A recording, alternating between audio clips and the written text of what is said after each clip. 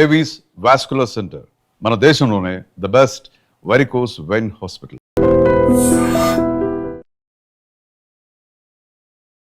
నమస్కారం, welcome to I dream. నేను మీ ఝాన్సీ. అయితే చాలా మందిలో లో బీపీ, హై బీపీ అని చెప్తూ ఉంటారు, వింటూ ఉంటాము. ఈ లో బీపీ ఉన్నప్పుడు అకస్మాత్తుగా కళ్ళు తిరిగి పడిపోవడం, చాలా హెల్త్ ఇష్యూస్ రావడం, ఇవన్నీ చూస్తూ ఉంటాము. మరి ఆయుర్వేదంలో లో బీపీ కానివ్వండి, హై బీపీ కానివ్వండి, ఎలాంటి వైద్యపరమైన సూచనలు మనం తెలుసుకోవచ్చు? ఆయుర్వేద వైద్యంలో 40 ఏళ్ల అనుభవంతో ఉన్న బాలకిషన్ గారి దగ్గర మనం ఉన్నాము. ఈరోజు బీపీ అసలు ఎందుకు వస్తుంది, వచ్చినప్పుడు మనం ఎలాంటి జాగ్రత్తలు తీసుకోవాలి, ఎలాంటి మందులు మనం యూజ్ చేస్తే దాన్ని కంట్రోల్ చేసుకోవచ్చు, ఈ విషయాలన్నీ తెలుసుకుందాం. నమస్కారం అండి. నమస్కారం. సార్, చాలా మందిలో పెద్దవాళ్ళలో జనరల్గా మనం చూసినట్లయితే ఎక్కువ ఆడవాళ్ళల్లో బీపీ పేషెంట్స్ ఎక్కువ మంది ఉంటూ ఉంటారు. అసలు బీపీ అనేది ఎందుకు వస్తుంది, వచ్చినప్పుడు మనం ఎలాంటి జాగ్రత్తలు తీసుకోవాలి? బీపీ బ్లడ్ ప్రెషర్, దాని రేట్ ఆఫ్ ప్రెషర్ అనమాట, flow of rate, blood flow rate, and as well as దాన్ని రక్తపోటు అని చెప్పేసి తెలుగులో చెప్తుంటాం వాడు. సరే, అది ఎందుకు వస్తుంది అంటే కొన్ని రకాల టెన్షన్స్, హైపర్ టెన్షన్స్, ఎక్కువగా ఆలోచించడం, యాంగ్జైటీకి లోను కావడం, సరైన నిద్ర లేకపోవడం, సరైన ఆహారం లేకపోవడం, విరుద్ధమైన ఆహారం తినడం, ఇలాంటివి చేయడం వల్ల అధిక రక్తపోటు వచ్చే అవకాశాలు ఉన్నాయి విరివిగా. సో ఇందాక చెప్పినట్టు సరైన సమయంలో నిద్ర లేకపోవడం, సరైన ఆహారం తీసుకోవడం, ఈ 2 కారణాలే అవుతాయి. తర్వాత విరివిగా ఈ రోజుల్లో ఇప్పుడున్న పరిస్థితుల్లో చిన్నపిల్లలకు కూడా బీపీ వస్తుంది. చిన్నపిల్లలు మీన్స్ 25 years 30 years బిలో పిల్లలకు వస్తుంది. పూర్వకాలంలో 40-50 ఏళ్ళు దాటితే కానీ బ్లడ్ ప్రెషర్, రక్తపోటు వచ్చేది కాదు. ఇప్పుడు జస్ట్ 35-30 years వాళ్ళకు కూడా హార్ట్ అటాక్స్ వస్తున్నాయి, as well as blood pressure, రక్తపోటు, అధిక రక్తపోటు పెరుగుతుంది. కారణాలు ఏంటి అని చూస్తే ఇక్కడ వచ్చేసి సరైనటువంటి ఆహార నియమాలు లేక, బయట ప్యాకేజ్డ్ ఫుడ్ తినడం వల్ల అని చెప్పొచ్చు. ఎక్కువగా బేకరీ ఐటమ్స్, పిజ్జాస్, బర్గర్స్, అలాగే నూడిల్స్, ఫాస్ట్ ఫుడ్ సెంటర్లో లభించే నూడిల్స్, ఇలాంటివి ఎక్కువగా విరివిగా తినడం వల్ల ఈ బ్లడ్ ప్రెషర్ వస్తుంది. బేకరీ ఐటమ్స్లో అన్నిట్లోనూ కూడా ఆర్టిఫిషియల్ సాల్ట్, ఆర్టిఫిషియల్ షుగర్స్ కలుస్తూ ఉంటాయి. సో వీటి వల్ల అత్యధికంగా రక్తపోటుకి లోనవుతున్నారు, యువత లోనవుతున్నారు మరీ ముఖ్యంగా. కాబట్టి అలాంటి ఆహారం తీసుకోకూడదు, అంతే. పెద్దవాళ్ళైనా ఎవరైనా సాధారణంగా ఇంట్లో ఉన్న వాళ్ళు కూడా ఈ రోజుల్లో ఏమేమి ఇంట్లో ఉన్నా కూడా వారానికి ఒకసారో 15 రోజులకు ఒకసారో బేకరీ ఐటమ్స్ తెచ్చుకొని తినడం అలవాటు అయిపోయింది. సో అది ఒక అలవాటుగా మారిపోయింది. బయట నుంచి ఫుడ్ తెచ్చుకోవడం, వారంలో ఒకసారి తింటే ఏమవుద్దులే, 10 రోజులకు తింటే ఏమవుద్దులే అని చెప్పేసి బేకరీకి వెళ్ళడం, బిస్కెట్స్ తేవడం, సమోసాలు తెచ్చుకోవడం, ఇలాంటి ఆర్టిఫిషియల్ ఫుడ్ తినడం జరుగుతుంది. పిజ్జాస్, బర్గర్స్, చీజ్, ఇవన్నీ కూడా శరీరానికి హాని చేసేటటువంటివే కాబట్టి తినకూడదు. ఓకే.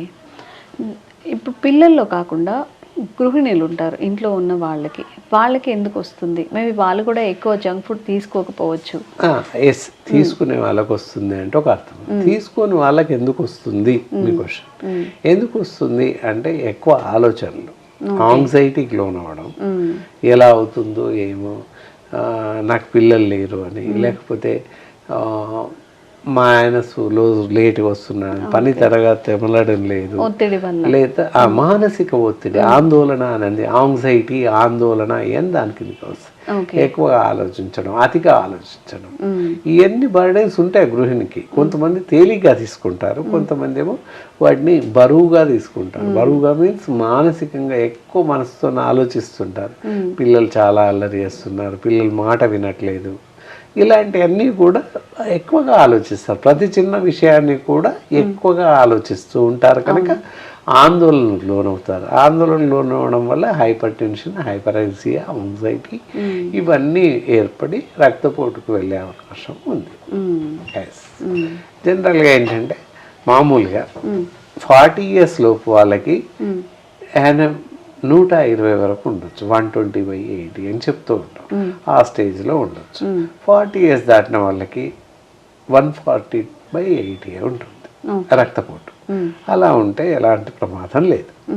సార్, అయితే ఇంట్లో ఎవరైతే మన మదర్స్ కానీ ఆడవాళ్ళు ఎవరైతే ఉంటారో వాళ్ళు సరిగ్గా తినరు టైంకి. ఇంట్లో అందరూ తిన్న తర్వాత ఆ ఉన్నదేదో తింటూ ఉంటారు. మరి అలాంటప్పుడు కూడా వాళ్ళకి న్యూట్రిషన్ ఫుడ్ కానీ అవన్నీ తీసుకోరు. వాళ్ళు వాళ్ళ లైఫ్లో ఎలాంటి మార్పులు చేసుకుంటే ఆహార నియమాలు పాటిస్తే మంచిది అంటారు? ఎస్, మీరు అడిగినటువంటి ప్రశ్నలోనే ఆన్సర్ దాగి ఉందని చెప్పొచ్చు. ఎలా అంటే గృహిణులు వాస్తవంగా సరే ఇప్పుడు పర్వాలేదు, ఇంతకు పూర్వకాలం అయితే అందరూ భోంచేశాక చివరిలో మిగిలితే తినేవాళ్ళు, లేదా అసలు తినకుండా ఉన్న సందర్భాలు ఉన్నాయి.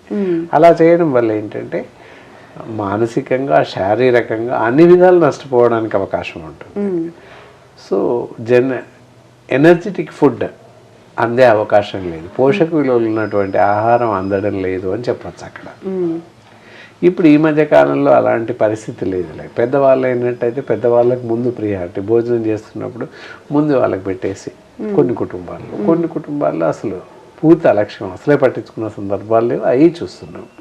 సహజంగా ఎక్కువ మంది మాత్రం పెద్దవాళ్ళు ఉన్న ఇళ్లలో పెద్దవాళ్ళకి ముందు వాళ్ళకి, ఎందుకంటే పెద్దవాళ్ళు ఉంటారు అలసి కష్టం అవుతుంది అనే ఉద్దేశంతో ముందు వాళ్ళకి భోజనం పెట్టిపించి వాళ్ళు చేశాక మిగతా ఇంట్లో అందరం ఒకేసారి కూర్చొని తినడం జరుగుతుంది. పిల్లలు పెద్దవాళ్ళు ఇంట్లో ఉన్న వాళ్ళందరం ఒకేసారి భోజనం చేస్తున్న సందర్భాలు. సో దానివల్ల హెచ్చు తగ్గులు అనేవి జరిగే అవకాశాలు లేవు దాదాపుగా ఇప్పుడున్న పరిస్థితుల్లో. సమాజంలో చాలా మార్పులు వచ్చాయి కనుక అలాంటి నష్టం ఏం లేదు. కాకపోతే ఇక్కడ ఇంకొకటి కూడా చిక్కుంది. ఏంటి అంటే మీరు ఇందాక చెప్పినట్టు అల్ప రక్తపోటు, అంటే బీపీ తగ్గిపోవడం జరుగుతూ ఉంటుంది. ఎందువల్ల అంటే రక్తహీనతతో బాధపడుతుంటారు వాళ్ళు ఒరిజినల్లీ, అది చూసుకోరు. దానివల్ల రక్తపోటు తగ్గిపోయే అవకాశం ఉంటుంది. అలాగే తినే ఆహారంలో కూడా మంచి ఆహారం, అన్ని ఆహారం తీసుకోరు వాళ్ళు. ఒక వన్ టైప్ ఆఫ్ ఫుడ్ తీసుకుంటుంటారు వాళ్ళు. దానివల్ల కూడా కాంబినేషన్ ఆఫ్ ఫుడ్ ఉండదు కనుక వన్ సైడే వెళ్ళిపోతుంటుంది కనుక ఎక్కువ లవణాలు ఉన్నటువంటి ఆహారం తీసుకోరు. కాబట్టి అల్ప రక్తపోటుకు గురయ్యే అవకాశాలు ఉన్నాయి.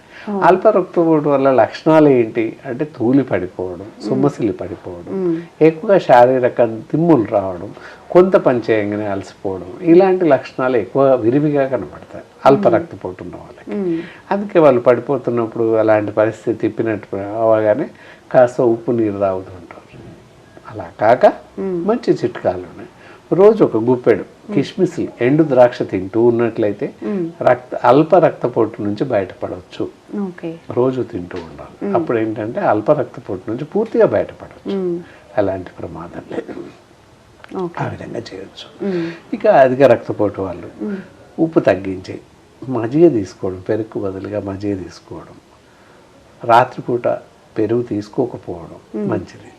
అలాగే టీ కాఫీలు చూసినట్లయితే ఉదయం ఒకసారి సాయంత్రం ఒకసారి కాఫీ తీసుకోవచ్చు. 2 సార్లు మాత్రమే తీసుకోవాలి పెద్దవాళ్ళు, ఇంట్లో ఉన్నవాళ్ళు. కాఫీ టీ అయినట్లయితే 2 నుంచి 3, 4 సార్లు టీ తాగించినప్పటికీ నష్టం లేదు. ఆ విధంగా కొంత మార్పులు చేసుకొని తీసుకునే ఆహారంలో ఉప్పు తగ్గించి అనగానే ఇప్పుడు రకరకాల ఉప్పులు వచ్చాయి. పూర్వం ఉప్పు అంటే ఏదో ఉప్పు దొడ్డుదో సన్నదో వచ్చేది వాడేవాళ్ళం. ఇప్పుడు అలా కాదు, 100 రకాల బ్రాండ్స్ వచ్చాయి.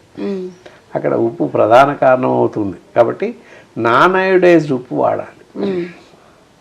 నాన్ అయోడైజ్డ్ ఉప్పు వాడడం వల్ల కొంతవరకు రక్తపోటును అదుపులో పెట్టుకోవచ్చు.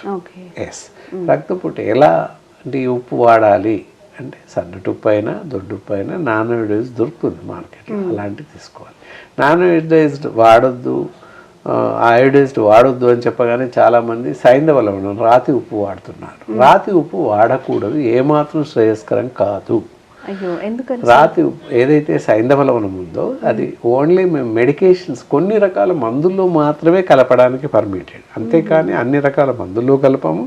అది మన వంటలో వాడడానికి లేదు అసలే. మరి కర్రీస్లో యూజ్ చేసుకోవాలంటే ఎట్లా? మామూలు ఉప్పు, రాతుప్పు, దొడ్డుప్పు, కానీ ఆ దొడ్డుప్పు సన్నది కూడా దొరుకుతుంది. జస్ట్ క్రీమ్ కలర్ లాగా. కల్లుప్పు వేరే, సైంధవ లవణం వేరే? సైంధవ లవణం అంటే కొంచెం పింక్ కలర్లో ఉంటుంది, మేము మందులలో కలుపుతూ ఉంటాం. సో మెడిసిన్స్ వరకే పర్మిటెడ్, అది కొన్ని రకాల మందులలో మాత్రమే కలుపుతాం, అన్ని రకాల మందుల్లో కలపము. అలాంటి ఉప్పును ఆహారంలో చేర్చుకొని తినడం ఏమాత్రం శ్రేయస్కరం కాదు. ఎందుకంటే శ్రోతలంతా గమనించాలి, పింక్ సాల్ట్ అని అమ్ముతున్నారు, తినకూడదు. మామూలు రాతి ఉప్పు లేదా రాతి ఉప్పే సన్నగా చేసి వాడడం నాన్ ఏజ్డ్ ఉప్పు లైట్ తెల్లగా కాకుండా ముట్టుకుంటే మనం ఉప్పు కాసేపు పట్టుకున్నట్లయితే చేయంత తడిగా అవుతుంది, అది ప్రధానంగా గుర్తుపట్టవచ్చు. అలాంటి ఉప్పును మాత్రమే వాడాలని ఆశిస్తున్నాను.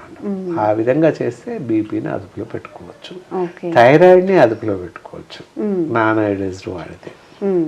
సార్ అయితే బీపీ కోసం మనం చాలా మాట్లాడుకున్నాం, ఫుడ్ హ్యాబిట్స్ ఎలా ఉండాలి, వాళ్ళ జీవనశైలి ఎలా ఉండాలి అని చెప్పి.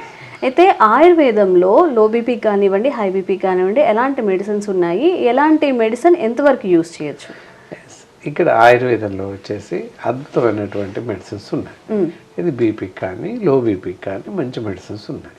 లో బీపీ వాళ్ళకైనట్లయితే ఒక 3-4 months మెడిసిన్స్ వాడినట్లయితే లో బీపీని అధిగమించవచ్చు. ఇందాక చెప్పినట్లు కిస్మిస్లు తింటూ మేము కొంత మెడికేషన్ కూడా ఇస్తాము. 3-4 monthsలో అల్ప రక్తపోటు లో బీపీ ఉన్న వాళ్ళు అధిగమించవచ్చు.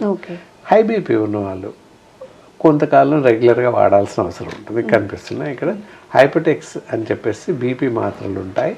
అవి మామూలుగా అలాంటి క్యాప్సిల్స్ కానీ ట్యాబ్లెట్స్ కానీ ఉంటాయి. డాక్టర్ సంప్రదిస్తే ఎన్ని గోళీలు వాడాలి, ఎంత వాడాలి అనేది ఇస్తుంటాం.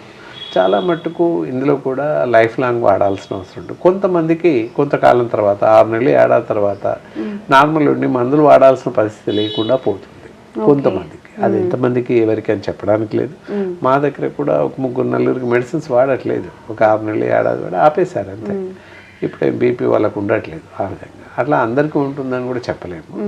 మెడిసిన్ మాత్రం ఎప్పుడు వాడాల్సిందే, డాక్టర్ అబ్జర్వేషన్లో వాడడం చాలా మంచిది. ఆయుర్వేదంలో మాత్రం అద్భుతమైనటువంటి బెస్ట్ మెడిసిన్స్ అల్ప రక్తపోటుకి ఉన్నాయి, అధిక రక్తపోటుకి ఉన్నాయి. ఈ విధంగా వాడితే మనల్ని మనం అదుపులో ఉంచుకోవచ్చు. Okay, thank you sir.